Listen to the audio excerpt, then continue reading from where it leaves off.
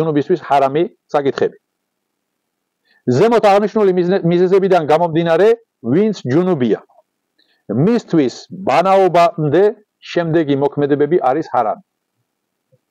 1. ნამაზის შესრულება, 2. ქააბას ირგვლივ ტავაფის გაკეთება, ანუ ქააბას გარშემოვლის რიტუალს ქვია ტავაფი. და 3.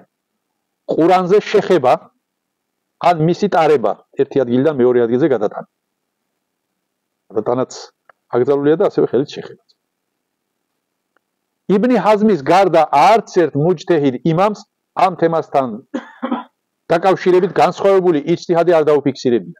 სწავლულებს შორის ერთ-ერთი, საკმაოდ ავტორიტეტული სწავლული არის იბნი ჰაზმი, თუმცა ამ საკითხში განსხვავებული ფეთვა აქვს მას და ამ თემაში სწავლულთა უმრავლესობა მას არ ეთანხმება. ის ამბობს, რომ ყურან შეხება შეიძლება ჯუნუბისთვის, შეხება შეიძლება აციოს გადადგას, გადმოდგას ერთი ადგილიდან მეორეზე გადაიტანოს, ასე შემდეგ პრობლემას არ წარმოადგენს. ყველა სწავლულის მიხედვით ჯუნუბისთვის ყურანზე შეხება ან მისი ტარება ჰარამია. იბნი ჰაზმი თავის განსხვავებულ იჯტიჰადს იმ ფაქტზე ამყარებს, რომ ალლაჰის შუამავალმა სალლალლაჰუ ალეიჰი ვესელემ ისლამზე მოპატიჟების წერილები გაუგზავნა სხვადასხვა არამუსლიმ ლიდერებს, მაგალითად ბიზანტიის მაშინდელ იმპერატორ ჰერაკლიუსს და კიდევ სხვებს, რომლებშიც ამ წერილებში ყურანის აიეთებიც ეწერა. იბნი ჰაზმი ამბობს, რომ შუამავალ ალეისალათუესალამმა ძალიან კარგად იცოდა, რომ ისინი ჯუნუბი იყვნენ და ამას ხელში აიღებდნენ, წაიკითხავდნენ, მაგრამ შუამავალ ალეისალათუესალამს ამაში არანაირი პრობლემა არ დაუნახავს და ამისგან თავი არ შეუკავებია. თუმცა, რომლებიც არ ეთანხმებიან სწავლულთა უმრავლესობა ამ საკითხს, როგორ ხსნიან და როგორ პასუხებენ, ისინი ამბობენ, რომ ის წერილები მთლიანად ყურანის აიეთებისგან არ შედგებოდა. ანუ აქ იყო საუბარი ისლამზე მოწოდება, უმეტესი ყურანის გარდა სხვა რამე ეწერა და მათ შორის ერთი ან ორი აიათი ეწერა ყურანიდან. ამიტომ სადაც უმეტესი, თქვა წიგნი, სხვა წიგნი ავიღეთ. შიგნით, რომელშიც შიგნით ყურანის აიათებით წერია, მაგრამ უმეტესად თემებია განხილული, თუნდაც რომ დაფსირი იყოს. ნახეთ, ყურანის აიათებზე მეტი სწავლულების შეხედულებები და განმარტებები წერია. ეს უკვე სადაც ყურანს ჭარბობს სხვა რამე, ის უკვე ყურანად აღარ ითვლება. ყურანის ჰუქმიდან გამოსულია. აქედან გამომდინარე, სხვა წიგნებზე შეხება და მათი აწება, გადატანა, გადმოტანა ამ მდგომარეობაში არამე არ არის, მაგრამ რაც მთლიანად ყურანი არის, ან უფრო მეტი ყურანია და პატარ-პატარა განმარტებებია შიგნით, ეს ამის აღება უკვე აღარ შეიძლება, ჰარამია. ასევე ყურანის კითხვა. ყურანის კითხვა, ზეპირად ყურანის კითხვაზეა საუბარი. ყურანს თუ ვერ შევეხებით, როგორ წავიკითხავთო, შეიძლება ვინმეს გაუწეს ეს შეკითხვა, მაგრამ არა, ყურანის ზეპირად კითხვაზეა საუბარი. ისედაც შუამავალ ალეისალათუესალამის დროს ყველა ზეპირად კითხულობდა, რადგანაც წიგნის სახით იყო რაღაც ფურცლებზე ნინგენზე დაწერილი, ყავზე და ასე შემდეგ, მაგრამ წიგნის სახით არ იყო მაშინ ყურანი. ამის შესახებ ალი ბინ აბუ ტალიბ რადიალლაჰუ ანჰუ გადმოგცემს, რომ კანა რასულულლაჰი სალლალლაჰუ ალეიჰი ვესელემ يقرؤون القرآن ما لم يكن جنبا الله შუამავალი სალლალლაჰუ ალეიჰი ვესელემ ჩვენ როდესაც ჯუნუბი არ იქნებოდა ყოველთვის ყურანს გვიკითხავდა. ყოველთვის გვიკითხავდა, რა თქმა უნდა, როდესაც აქ პატარა აბდესი ჰქონდა მას. რადგანაც ისევ ალი ბინ აბუ ტალიბი ისევ თვითონ ეს საჰაბე რადიალლაჰუ ანჰუ გადმოგცემს განსხვავებულ ჰადისში, სადაც ამბობს, რომ შუამავალ ალეისალათუესალამმა აბდესი აიღო, შემდეგ ყურანის გარკვეული აიათები წაიკითხა და ბოლოს თქვა, რომ ჰაკეზა ლიმენ ლეისე ბიჯუნუბი. ვინც ჯუნუბი არ არის, ის ასე მოიქცევა, ის ასე უნდა იქცეოდეს, ანუ აბდესს უნდა ღებულობდეს და ისე კითხულობდეს ყურანს. ფემელ ჯუნუბუ, ხოლო ჯუნუბი ველა აიეთუნ ჯუნუბი ერთ აიეთსაც ვერ წაიკითხავს. შუამავალმა სალლალლაჰუ ალეიჰი ვესელემ ძანა. მეჩეთში შეყოვნება. ანუ ჯუნუბმა ადამიანმა რომ მეჩეთში შევიდეს და დაჯდეს და გააბას საუბარი. ან ვაიზს მოусმინოს და ასე შემდეგ. არ ილოცებს, მაგრამ ისე შევადაჯდება და მოусმენს ქადაგებას. ნახეთ? ამ თემასთან დაკავშირებით მორწმუნეთა დედის აიშა რადიალლაჰუ ანჰასგან შემდეგი საჰიჰი ჰადისია გადმოცემული. თავდაპირველად ზოგიერთი საჰაბეს სახლის კარი მეჩეთში გადიოდა. შუამალ ალეისალათუ ვესალამის დროს მეჩეთი იყო 4 კედლით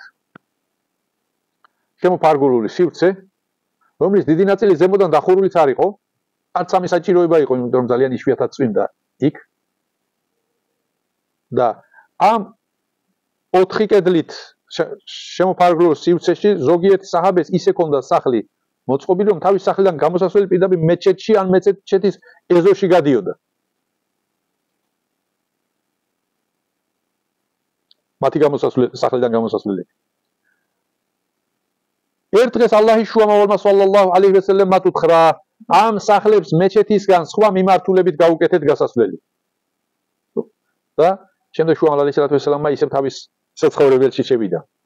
მაგრამ ხალხმა არაფერი არ მოიმოქმედა, ცოტა იზარმაცა არ იჩქარა ამ ბრძანების შესრულებაზე, საჰაბებმა არ იჩქარეს, იმის მოლოდინი ჰქონდათ, რომ ცოტა ერთულად ეს საქმე, მოლოდინი ჰქონდათ, რომ იქნებ სხვა აიათი ჩამოვა ან რამე და შეგვიმსუბუქდება, ნებართვა მოგვეცემა და ასე შემდეგ. შუამალ ალეიჰი ვესალამმა გარკვეული დროის შემდეგ ისევ გამოვიდა მეჩეთის ეზოში და ხმა მაღლა დაიძახაო. ამბობს რადიალლაჰუ ანჰა ჰაზრეთი აიშა. ვეჯიჰუ ჰაზიჰილ ბუიუტ ანილ მესაჯიდი. ეს ამ სახლის გასასვლელები მეჩეთისგან სხვა მიმართულებით გააკეთეთ. ფე ინნი ლა უჰილლულ მასჯიდა ლიჰაიდინ ვალა ჯუნუბინ. რადგანაც მე ჯუნუბისთვის და დედათა წესის მქონესთვის მეჩეთში შესვლა ჰალალად არ დამიდგენიაო. შუამავალ სალლალლაჰუ ალეიჰი ვესალამ.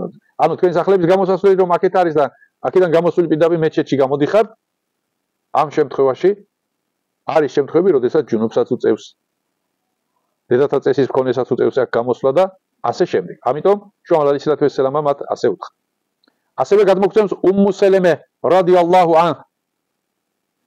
ალლაჰის შუამავალი ამ მეჩეთში, ანუ მედინას მეჩეთში საუბარი, შემოვიდა და ხმა მაღლა დაიძახა. ინნალ მესაჯიდე ლა იჰილლუ ლიჯუნუბინ ვალა ჰაიდინ. უეჭველად მეჩეთები არც ჯუნუბისთვის და არც დედათა წესის მქონესთვის არ არის ჰალალი.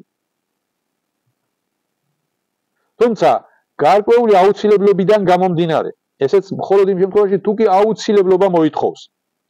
ჯუნუბისთვის მეჩეთში გაჩერების გარეშე, მეჩეთის ერთი კარიდან შესვლა და მეორედან გასვლა, ანუ გავლით მხოლოდ, ნებადართულია. ამ საკითხს ირიბად წმინდა ყურანიც ეხება.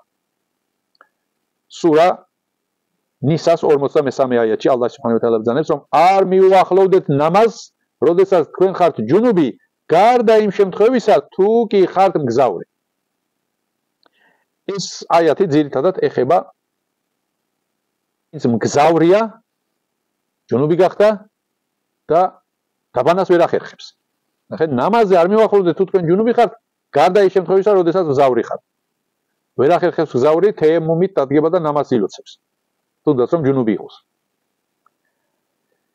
ირიბათო წიგნის ავტორი ამბობს, რადგანაც სწავლულებმა საჭიროებიდან და გარკვეული აუცილებლობიდან გამომდინარე ასეთი შინაარსიც ამოიკითხეს ამ აიათიდან, რომ ნამაზს არ მიუახლოვდე, ესე იგი მეჩეთს არ მიუახლოვდე, ანუ ნამაზს არ უახლოვდე, მეჩეთსაც არ მიუახლოვდე, ესეც იგულისხმება მაშინ. მაგრამ გარდა იმ შემთხვევისა, როდესაც მგზავრი ხარ, ეს მგზავრი სიტყვა, ანუ გავლით შესაძლებელია რომ მიუახლოვდე, ესე იგი ასეთი ახსნა გაუკეთეს ამ აიათს. და ასევე ამას მხარს უჭერს ჰადისიც, რომელსაც გადმოგცემს საჰაბე აბდულლაჰ ბინ ჯაბირი რადიალლაჰუ ანჰ. ის ამბობდა, რომ კანა აჰადუნა යემურუ ფილ მასჯიდი ვა ჰუვა ჯუნუბუნ მუჯტაზენ. რომელიმე ჩვენგანი როდესაც ჯუნუბი იქნებოდა და რაღაც აუცილებლობა შეიქმნებოდა, რომ მეჩეთში გაევლო იქ და რაღაცა აეღო უკან გამოსულიყო და ასე შემდეგ, გავლით, გაჩერების გარეშე გავლით გაივლიდა და ამ საჭიროებას მოაგვარებდა. ამიტომ თუ რაღაც აუცილებლობა არის, ამ შემთხვევაში გავლით შესაძლებელია რომ გაიაროს შეყოვნების გარეშე.